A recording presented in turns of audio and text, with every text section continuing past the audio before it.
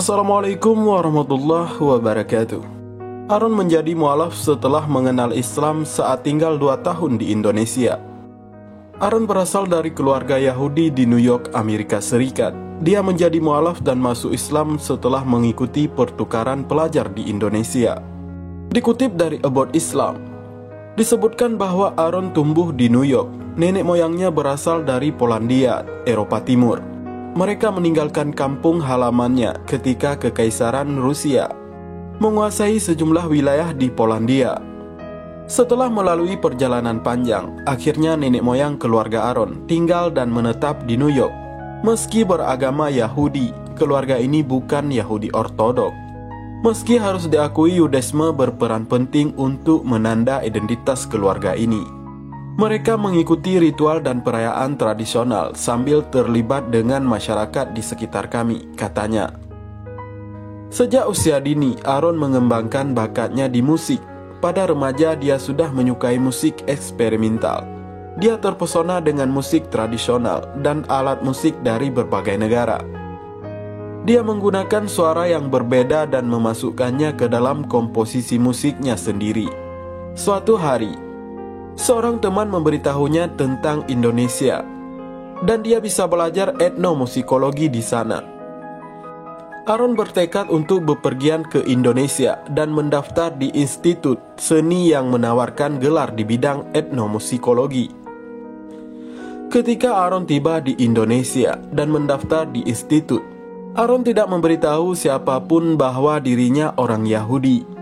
Di Indonesia, orang biasanya harus menyatakan agamanya. Aaron hanya menyatakan bahwa dia memeluk agama Buddha. Itu adalah pilihan termudahnya saat itu.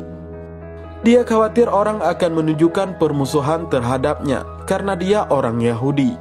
Karena itu tidak mempraktikkan agama sebelumnya. Aaron tidak keberatan mengklaim bahwa dia seorang Buddha.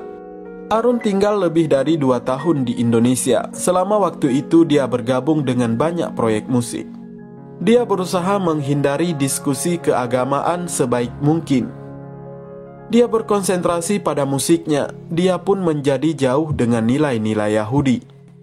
Saya jauh dari keluarga saya, jauh dari komunitas Yahudi saya yang biasanya mendukung bergabung dengan perayaan tradisional kami, kata Aaron.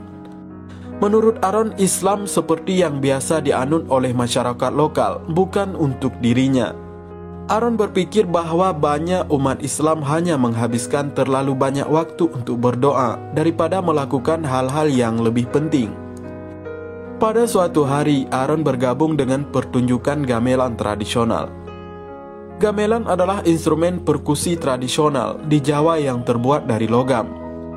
Di sebelahnya duduk seorang laki-laki tua yang mulai berbicara kepada dirinya. Saat itu pada pertengahan tahun, keduanya tinggal di Indonesia dan bahasa Indonesianya sudah cukup baik.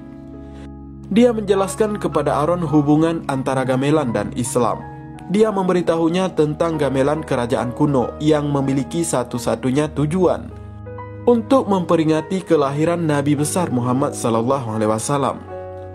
Gamelan sekaten lebih besar dari semua gamelan lainnya dan hanya digunakan setahun sekali. Lelaki tua itu melanjutkan bahwa permainan gamelan ini sebagai bentuk pujian untuk Nabi Muhammad SAW. Kisah ini mengesankan saya karena saya tidak pernah memikirkan aspek spiritual dari musik. Penjelasannya membuat dampak yang bertahap lama bagi saya, kata Aaron. Aaron terus merekam gamelan menjadi bagian penting dari dirinya. Dia mulai membaca lebih banyak tentang aspek spiritual Islam, terutama yang disebut mistisme Islam di Indonesia. Jujur, itu menyentuhku, itu mempengaruhi saya. Saya mengerti bahwa Islam adalah agama yang hidup dan penuh dengan spiritualitas yang saya inginkan dalam hidup saya. Saya telah melihat Islam sebagai agama yang kering dan ketat, yang hanya berfokus pada aspek luar dan aturan, katanya. Aaron belajar bahwa persepsi dia jauh dari kenyataan. Semakin banyak dia membaca, semakin tertarik dibuatnya.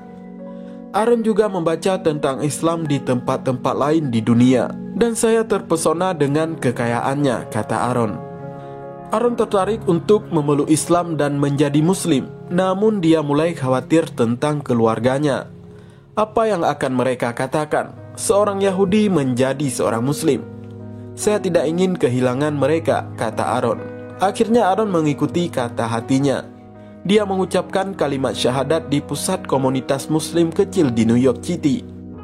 Dia mulai berdoa, dia bergabung dengan lingkaran zikir biasa. Ingatan ritmis tentang Allah itu luar biasa. Ini seperti musik spiritual yang menenangkan hati dan menenangkan pikiran, kata Aaron. Aaron tidak bisa memberitahu keluarganya bahwa dia masuk Islam dalam waktu yang lama. Karena dia tidak tinggal bersama mereka lagi, cukup mudah untuk menyembunyikannya. Namun akhirnya mereka curiga kepada saya. Saya mencoba menyiasati perayaan keagamaan dan pertemuan komunitas Yahudi reguler kami, kata Aaron.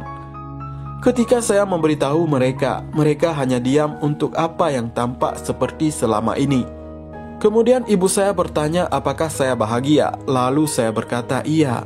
Namun ayah Aaron meminta agar keislamannya tidak diberitahu untuk banyak orang dulu, sebab saat ini orang memiliki opini buruk tentang Muslim.